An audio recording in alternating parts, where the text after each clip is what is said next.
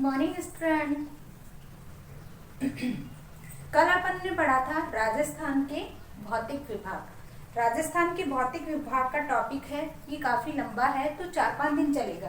ठीक है, अपन ने राजस्थान के भौतिक विभाग में क्या है, मैप के अंदर 4 टॉपिक देखे थे। पहला जैसे अपन ने देखा राजस्थान का उत्तरी पश्चिमी भाग, ठीक है, उत्तरी पश्चिमी मरुस्थलीय भाग बोल दो या उत्तरी पश्चिमी भाग है।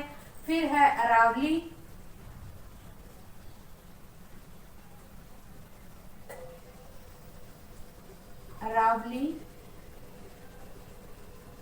तीसरा जैसे दक्षिणी पूर्वी पठारी प्रदेश, ठीक है, और लास्ट है एक और दक्षिणी पूर्वी मैदानी भाग। ठीक है, ये अपन पढ़ रहे थे। ये मैप में कल अपन ने देखा था। तो अपन उत्तरी पश्चिमी मरुस्थलीय प्रदेश पढ़ रहे थे, उसका थोड़ा सा पार्ट है वो रह गया था, वो आज समझा देती हूँ। जैसे मान लो मैंने कल राजस्थान का मैप बनाया था,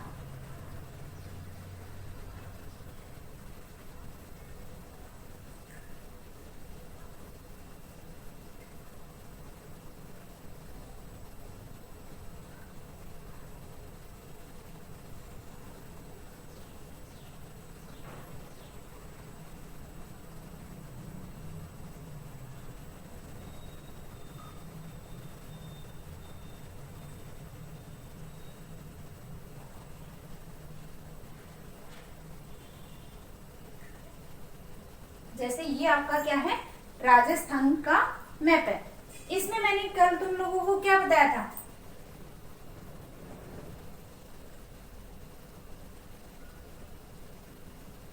जैसे ये आपका यहां से,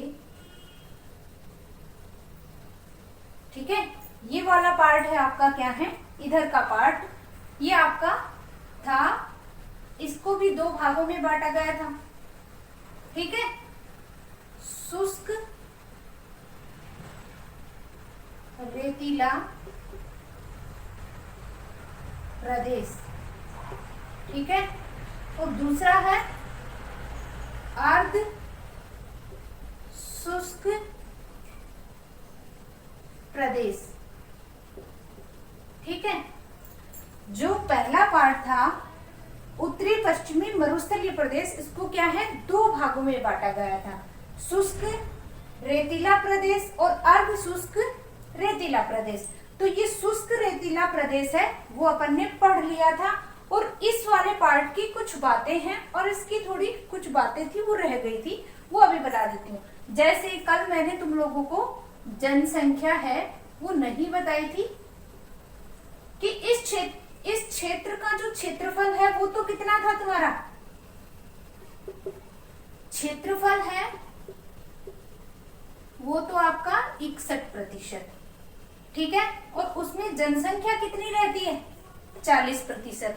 तो इस वाले क्षेत्र के अंदर अगर घनत्व निकालते हैं तो सबसे कम जनसंख्या घनत्व है वो पाया जाता है, कितना पाया जाएगा, प्रति व्यक्ति वर्ग किलोमीटर, 17 व्यक्ति प्रति वर्ग किलोमीटर, यानी कि इसका जो क्षेत्रफल है वो तो काफी बड़ा है, लेकिन जनसंख्या है वो इसके अंदर कम पाई जाती है। ठीक है, दूसरा इसके अंदर मैंने कहा था कि ये वाला जो क्षेत्र है आपका, इस क्षेत्र के अंदर जैसलमेर, जोधपुर और बाड़मेर, इस वाले क्षेत्र के अंदर क्या है, तुम्हारे चूना पत्थर की है वो चट्टानें पाई जाती हैं, जिसके कारण इस क्षेत्र, इस वाले भाग के अंदर क्या है, जो यहाँ पे पहले यहाँ पे क्या है सरस्वती नदी बहती थी, तो उसके कारण यहाँ पे इस वाले क्षेत्र के अंदर कहा जाता है कि जैसलमेर वाले एरिया के अंदर क्या है मीठे पानी की जो मीठे पानी के कुएं यहाँ पे नलकूप है, वो है जिसके कारण यहाँ पे मीठा पानी है वो पाया जाता है, मीठा पानी मिलता है। कहाँ पे? जैसलमेर में, जैसलमेर में, ठीक है, जैसलमेर वाले क्षेत्र के अंदर, ठीक है। तो इस वाले क्षेत्र की अपन ने कल बातें चल रही थी, तो इस वाले क्षेत्र के मरुस्थलीय क्षेत्र में क्या है, अलग अलग कई ऐसे नाम हैं जिनके बारे में मैं आपको तुम्हें बता देती हूँ। सबसे पहले धोरे, फिर आती है तल्ली, पलाया, नाम सुना है इनका, पलाया और खड़ी। धोरे क्या होते हैं? देखो, मरुस्थलीय भाग में जब हवा चलती है तो जो मिट्टी होती है वो एक स्थान से उड़कर दूसरे स्थान पे, दूसरे स्थान पे उड़कर तीसरे स्थान पे, इस तरीके से। जैसे जैसलमेर वाले एरिया के अंदर अगर अपन जाते हैं तो हवा के अनुसार ही क्या है, वहां पे टीले बने हुए होते हैं, तो वो क्या कहलाते हैं? धोरे, मिट्टी के टीले, मिट्टी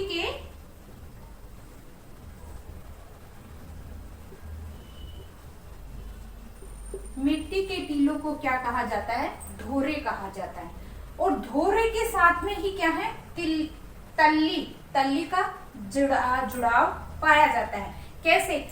जैसे मान लो यहाँ पे अगर मिट्टी का टीला था, वो हवा के कारण क्या, जैसे मान लो ये यहाँ पे हवा चली और ये थोड़ा क्या है, भर गया, फिर वापस हवा चली और ये कट जाता है, तो इस तरीके से क्या है, यहाँ पे क्या है, ऊपर नीचे की जगह पाई जाती है।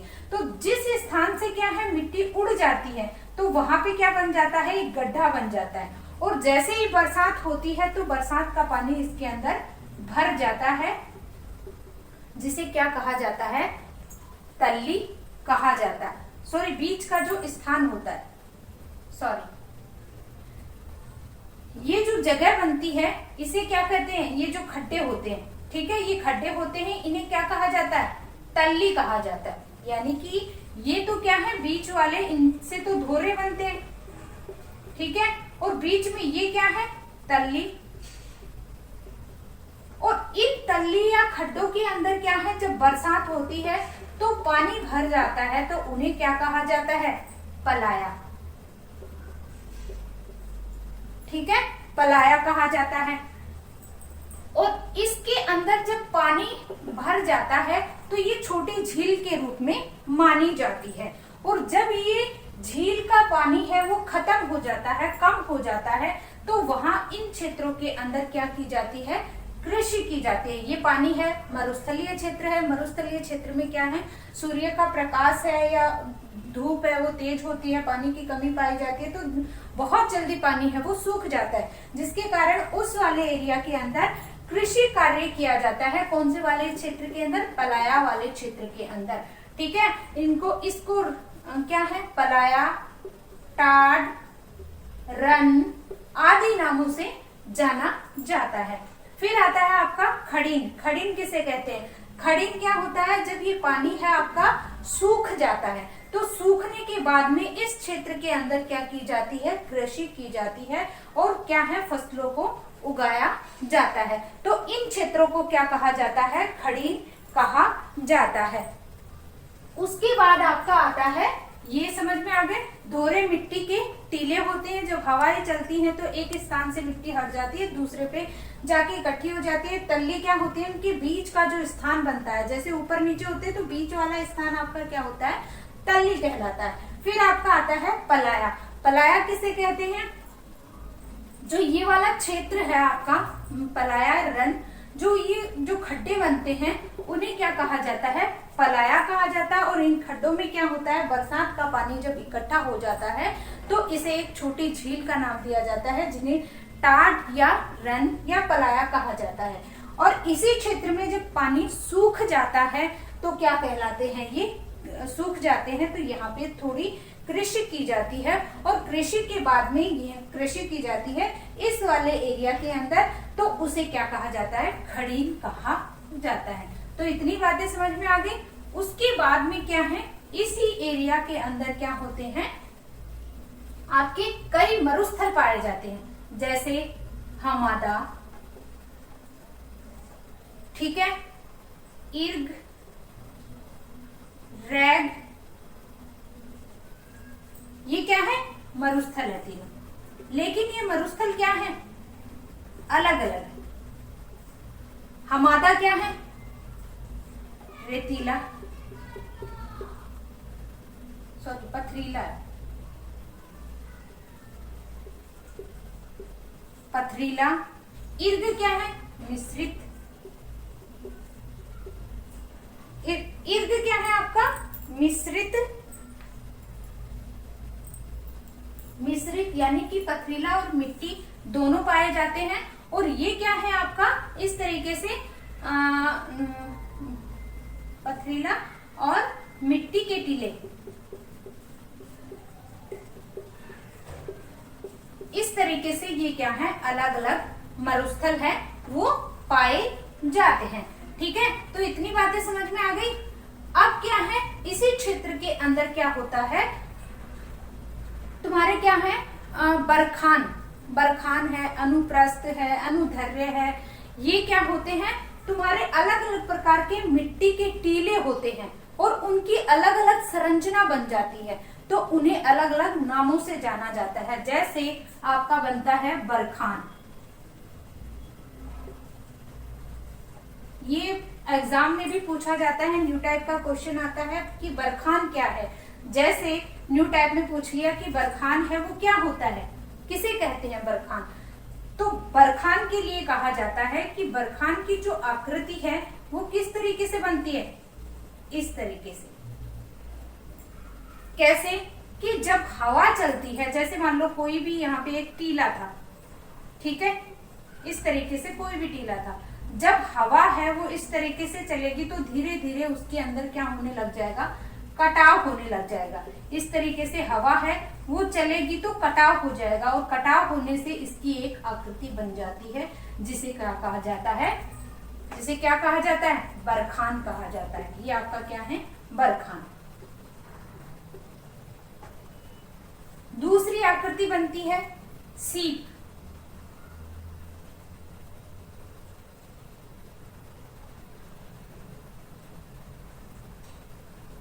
ये ठीक है। इससे क्या होता है नीचे वाला हिस्सा है वो हवा के कारण क्या हो जाता है, मिट्टी के जो टीले होते हैं वो क्या है कट जाते हैं हवा के कारण, और ये ऊपर का इतना सा हिस्सा बचता है जिसे क्या कहा जाता है सीप। ठीक है, उसके बाद आपका बनता है अनुधर्य।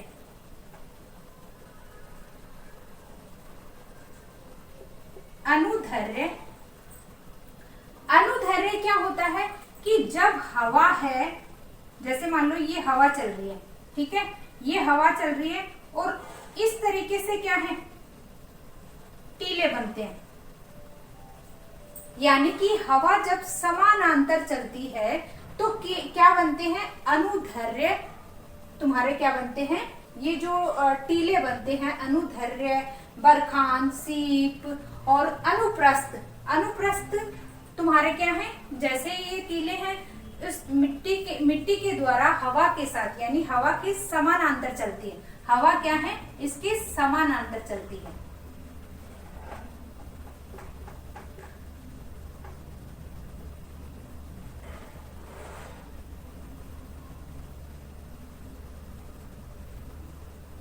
इस तरीके से हवा जब चलती है तो इस तरीके से क्या है आपके टीले बनते हैं या आकृतियां बन जाती हैं। इन्हें आकृतियां कहा जाता है कि जब भी हवा आपकी, जैसे जब बरखान की जब स्थिति आती है, जो आपका शुष्क एरिया है उसके अंदर, तो अलग अलग प्रकार की स्थलाकृतियां बन जाती हैं, जैसे सीप है, जैसे बरखान है, जैसे अनुप्रस्थ है और अनुधर्य है और अनुप्रास्थ,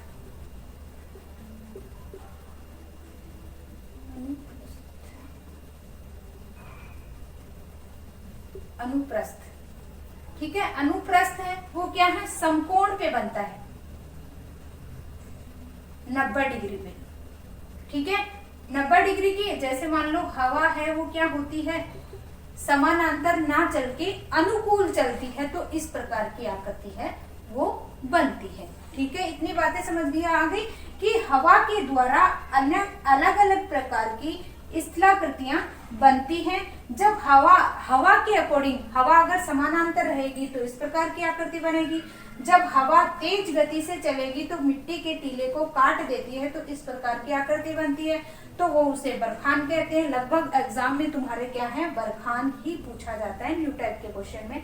उसके बाद ये जो आपका आता है सीप आता है, अनुप्रस्थ आता है जो आपके हवा के समकोण चलती है, यानी कि 90 डिग्री समकोण पर चलती है, तो इस प्रकार की स्थलाकृति है वो देखने को मिलती है।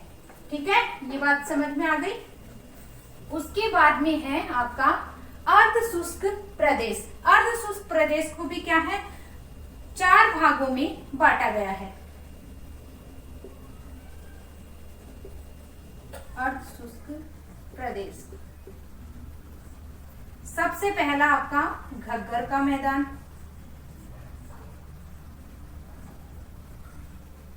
घग्गर का मैदान। दूसरा आपका आता है शेखावाटी का मैदान। तीसरा आता है आपका नागौरी,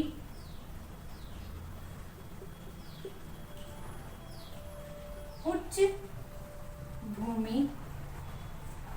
और लास्ट आता है तुम्हारा लूनी बेसिन। ठीक है, 4 पार्ट हो गए। अब मैप में इसको दर्शा देती हूँ। घग्गर के मैदान में साथ साथ बताती जाती हूँ कि घग्गर के मैदान में कौन कौन से पार्ट आते हैं आपका, गंगानगर और हनुमानगढ़ आता है। इस वाले एरिया के अंदर क्या है, तुम्हारे कृषि कार्य में अगर देखा जाए तो यहाँ पे गेहूं का उत्पादन है वो अधिक मात्रा में किया जाता है। इस क्षेत्र को क्या है, नाली के नाम से भी जाना जाता है और इसे घग्गर का मैदान, यानी कि घग्गर नदी है वो बहती है, इसलिए इस क्षेत्र को घग्गर का मैदान भी कहा जाता है। फिर आपका आता है ये शेखावाटी क्षेत्र। शेखावाटी क्षेत्र में कौन कौन से जिले लगते हैं तुम्हारे, झुंझुनू है, चूरू है, सीकर है। तो ये क्या है, इस वाले क्षेत्र के अंदर तुम्हारे क्या है, सबसे ज्यादा जोहड़ मिलते हैं। होते क्या है ये, जोहड़ का नाम सुना है, क्या होते हैं, कुएं। और कौन से कुएं, कच्चे, कच्चे कुएं। ठीक है, और पक्के कुओं को कहा जाता है, ठीक है, पक्के कुओं को प्रकाश पोट कहा जाता है।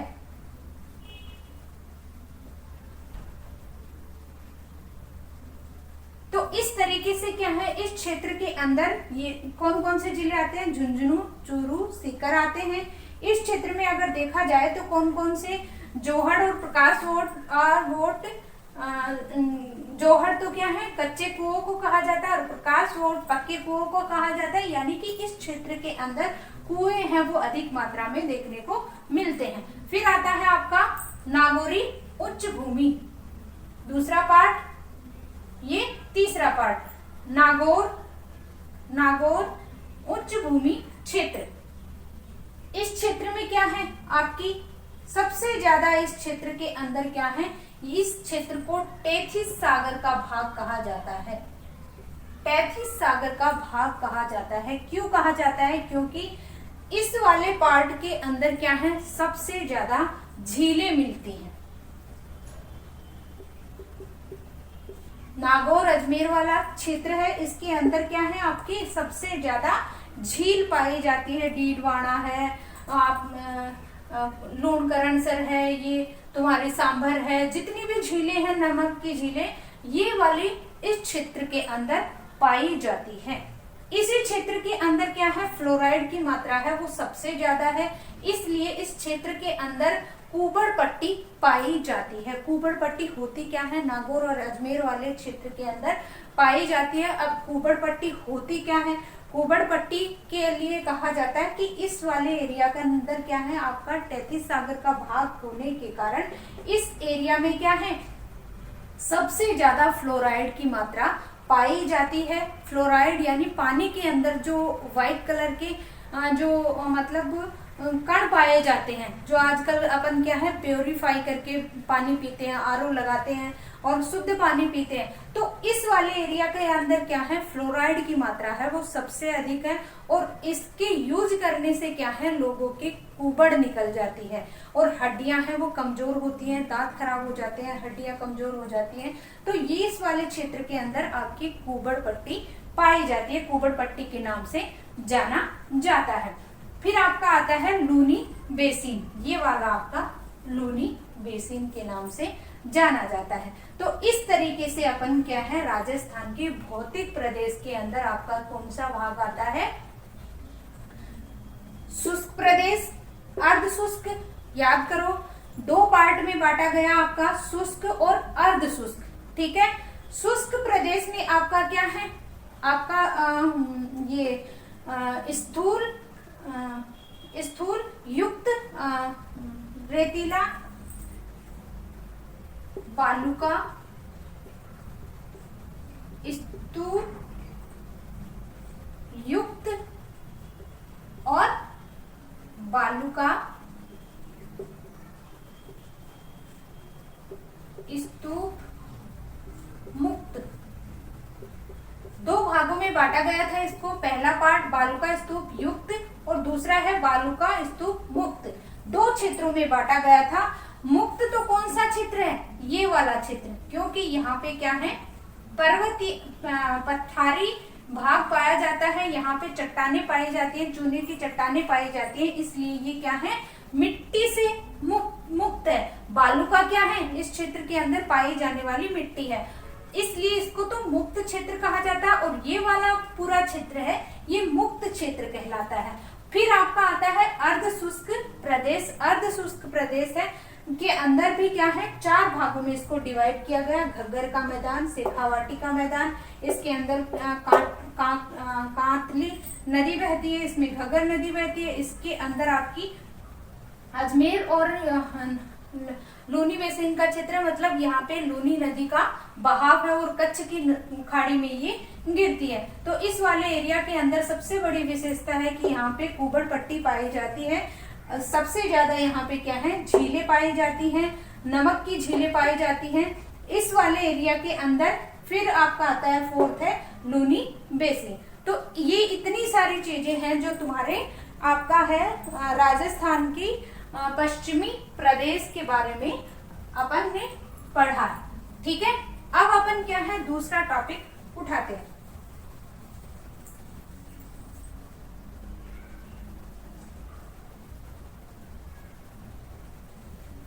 दूसरा पार्ट है आपका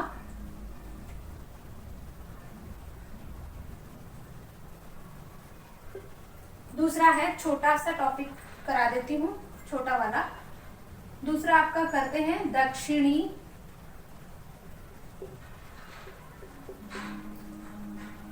पूर्वी पठारी प्रदेश। ठीक है, दूसरा पार्ट है किसका, राजस्थान के भौतिक प्रदेश में। राजस्थान के भौतिक प्रदेश में आपका आता है, अब सबसे पहले इसकी क्या है, दक्षिणी पूर्वी पठारी प्रदेश। ठीक है, अब सबसे पहले ये क्या है, इसका क्षेत्रफल देख लेते हैं। इसका जो क्षेत्रफल है वो कितना है, 7% भाग पर फैला हुआ है। किसके, राजस्थान के। ठीक है, जनसंख्या है वो कितनी पाई जाती है, जनसंख्या पाई जाती है 11%। ठीक है, बाद में इसमें क्या होता है, जिलों की संख्या, कि इसमें कितने जिले आते हैं। तो इसमें क्या है, लगभग आपके 7 से 10 जिले आते हैं। 7 से 10 जैसे बांसवाड़ा, चित्तौड़गढ़, प्रतापगढ़,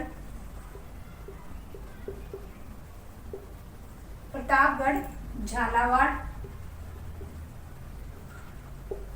बारा, कोटा, बूंदी, सवाई माधोपुर,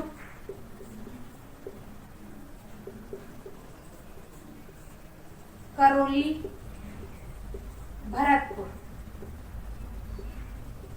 ठीक है, ये इसके अंदर जिले आते हैं। फिर उसके बाद में क्या है, यहाँ पे वर्षा, वर्षा कितनी होती है, तो वर्षा यहाँ पे 80 से 120 सेंटीमीटर होती है। यानी कि ये वाला जो एरिया है आपका झालावाड़, कोटा बूंदी झालावाड़ और बारा, ये वाला जो एरिया है आपका, यहाँ पे सबसे ज्यादा बरसात है, वो राजस्थान की सबसे ज्यादा बरसात है वो इसी एरिया के अंदर देखने को मिलती है। अब सबसे पहले क्या है, दूसरा इसके अंदर क्या देखेंगे, जलवायु कैसी है इस एरिया की, तो जलवायु इसमें उपोष्ण जलवायु पाई जाती है। AW किसके अनुसार, जो कोपेन का जो जलवायु वर्गीकरण है उसके अनुसार AW जलवायु है वो पाई जाती है, उपोष्ण कटिबंधीय जलवायु, कटिबंधीय जलवायु। ठीक है, उसके बाद में क्या है, इस एरिया के अंदर आपकी जलवायु हो गई, वर्षा हो गई, जिला हो गया, जनसंख्या हो गई, क्षेत्र हो गया। अब इसके बारे में अगर अपन पढ़ते हैं तो ये क्या है, पठारी, यानी कि इसमें पठारी नाम आ रहा है। दूसरा इसका अगर अपन क्या देखते हैं, ढाल, ढाल देखते हैं, तो ढाल अगर अपन देखते हैं तो इसका ढाल क्या है, दक्षिण से उत्तर पूर्व की ओर है। ठीक है, दक्षिण से उत्तर पूर्व की ओर इसका ढाल है वो देखने को मिलता है। ठीक है, उसके बाद में यहाँ पे लिखा है पठारी प्रदेश, पठारी प्रदेश। इसको पठारी प्रदेश है वो क्यों कहा जाता है, देखो इसको पठारी प्रदेश है वो क्यों कहा जाता है, इस वाले एरिया के अंदर आपकी क्या है, काली मृदा है वो पाई जाती है, या इसे अपन लावा का पठार भी कहते हैं। इस वाले को लावा पठार भी कहते हैं। क्यों कहते हैं लावा पठार, क्योंकि ये लावा से बना हुआ है। जैसे मान लो जब कोई भी ज्वालामुखी जब आती हैं तो पृथ्वी के अंदर क्या होती हैं, प्लेट्स होती हैं। जब ये प्लेट्स हैं दूर खिसकती हैं एक दूसरे के, जैसे ऐसे होती है तो ये खिसकती हैं। ठीक है, जब ये खिसकती हैं तो बीच से क्या निकलती है, लावा निकलता है। ठीक है, लावा निकलता है और ये लावा जब निकल कर ठंडा हो जाता है और इस तरीके से फैल जाता है, ठंडा फैलेगा तो ठंडा होगा, और ठंडा होने से क्या है, बेसाल्टिक चट्टान का निर्माण होता है। ठीक है, बेसाल्टिक चट्टान का निर्माण होता है। इसलिए इस क्षेत्र में जो मिट्टी बनती है वो कैसी बनेगी, काली मृदा। क्यों काली मृदा क्यों बनती है, लावा के जब ज्वालामुखी आता है, ज्वालामुखी के फटने से क्या होता है, जो लावा होता है वो क्या है, चारों तरफ फैल जाता है, और फैलने के कारण क्या है, इस क्षेत्र के अंदर क्या हो जाती है, धीरे धीरे वो ठंडा होता है। ठंडा होने के कारण इस क्षेत्र के अंदर क्या है, पठार का निर्माण हो जाता है या चट्टान का निर्माण हो जाता है, और इस पठार और चट्टान के अंदर क्या है, बेसाल्टिक चट्टानें पाई जाती हैं। यहाँ पे आपका आता है विंध्यन,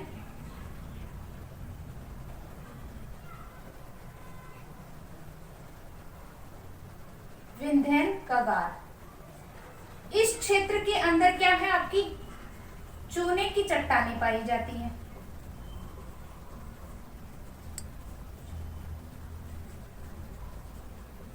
चूने की चट्टानें पाई जाती हैं।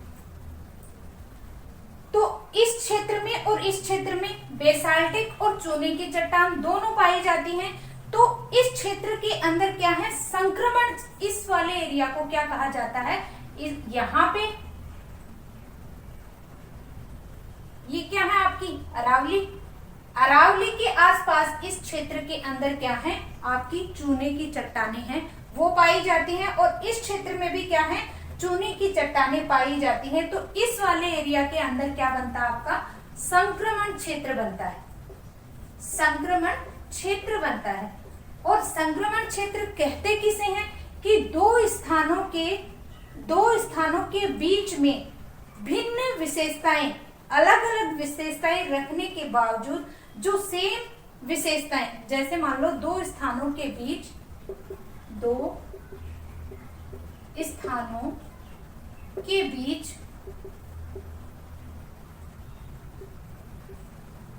भिन्न गुण रखने वाले क्षेत्र को क्या कहा जाता है, संक्रमण क्षेत्र है वो कहा जाता है। यानी कि यहाँ भी चूने की चट्टानें पाई जाती हैं और इस वाले एरिया के अंदर भी चट्टानें पाई जाती हैं, तो यहाँ पे और यहाँ पे क्या है संक्रमण क्षेत्र क्यों कहा जाता है, क्योंकि यहाँ की जो गुण है दो स्थानों के बीच जो भिन्न होने के बावजूद भी क्या है इनके गुण है वो क्या है समान पाए जाते हैं, इसलिए ये जो क्षेत्र है वो संक्रमण क्षेत्र भी कहलाते हैं। जैसे तुम्हारे न्यूटन के क्वेश्चन में पूछ सकते हैं कि संक्रमण क्षेत्र है वो राजस्थान के भौतिक विभाग को कौन से को कहा जाता है, तो आपका आएगा दक्षिणी पूर्वी पठारी प्रदेश। अब क्या है आगे ये इस क्षेत्र को इस क्षेत्र के अंदर जो मृदा का निर्माण हुआ वो किससे, जो पठार बना वो किससे बना, लावा के द्वारा। यानी कि ज्वालामुखी जब फूटता है, फूटने के कारण क्या है लावा फैल जाता है, और लावा जब फैलता है तो ये क्या है एक चट्टान के रूप में या पठार के रूप में क्या होने लग जाता है, ठंडा होने लग जाता है, और धीरे धीरे वो ठंडा होता है एक पठार का रूप ले लेता है। और इस क्षेत्र के अंदर कौन सी चट्टानें पाई जाती है, बेसाल्टिक चट्टानें हैं वो पाई जाती है। अगर आगे इसकी बात करते हैं अपन,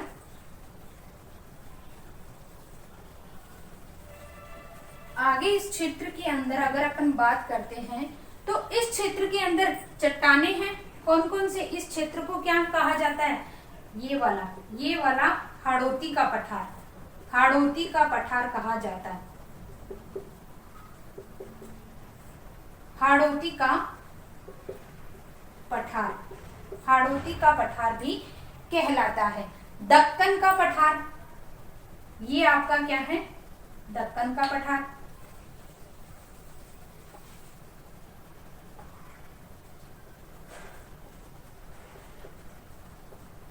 दक्कन का पठार। यानी कि पूछा जा सकता है कि हाड़ौती, आपके लगभग न्यू टाइप में क्वेश्चन आता है कि हाड़ौती का पठार कहाँ स्थित है, तो हाड़ौती का पठार आपका दक्षिणी पूर्वी पठारी प्रदेश के अंदर स्थित है। या तुम्हारा टोंक बारा, झालावाड़, टोंक और कोटा इस वाले क्षेत्र को कहा जाता है। इसके अंदर क्या है मिट्टी है वो कैसी पाई जाती है, कैसी पाई जाएगी, जहाँ पे लावा है या ज्वालामुखी के वहां पे फूटा हुआ होता है या प्रस्फुटित होता है, तो उस एरिया के अंदर कैसी मिट्टी पाई जाएगी, काली मिट्टी।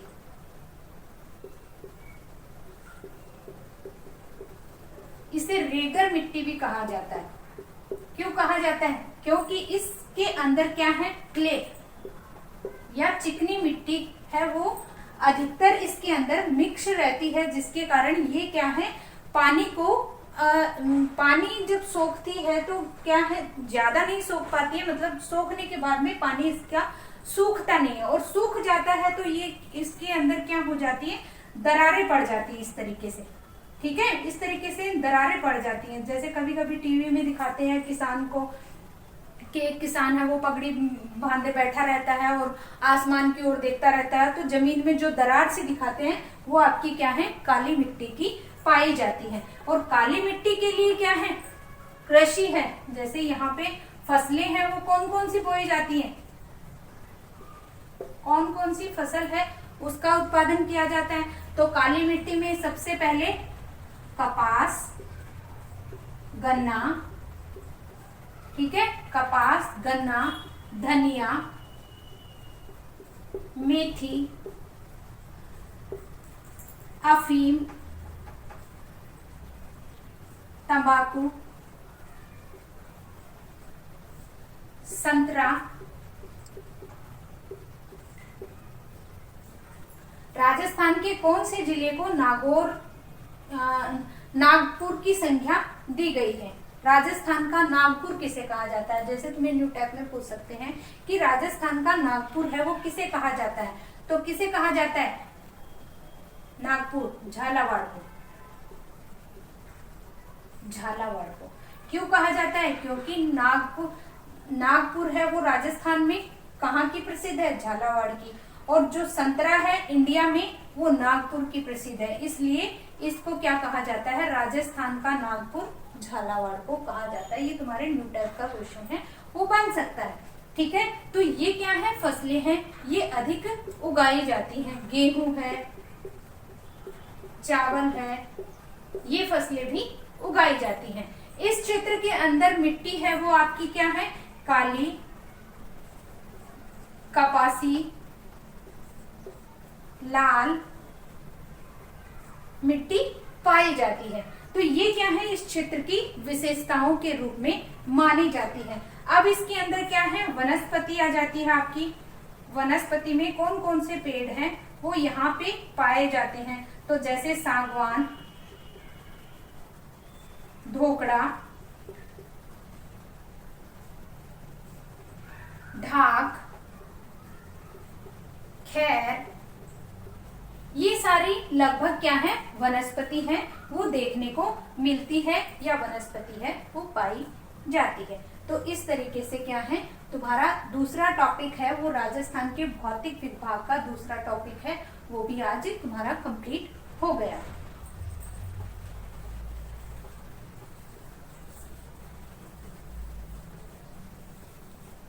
और कल पढ़ेंगे। Thank you.